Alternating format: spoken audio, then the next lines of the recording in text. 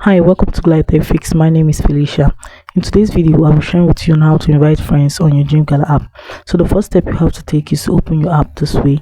The next is for you to click on your profile icon found at the bottom of your screen. So from here, there are two ways you can actually do this. The first is for you to click on your Gem. So from here, you're going to see where it says invite friends to get Gem. So you just click on it. From this section, you're going to see a copy link and share. So you can actually copy your link and share, give it or share it to any individual of your choice, or you share it directly from this app to any social media platform of your choice.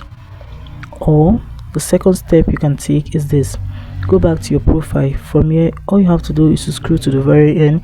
You're going to see the second option here that says invite. So you click on it.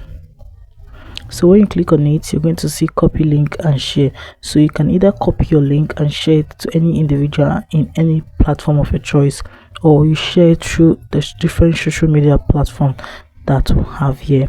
So guys, that is it on how to invite friends on Gemgala app. If this video was helpful, please do all to follow Glide Tech Fix for more phone tricks that make money. Thanks for watching.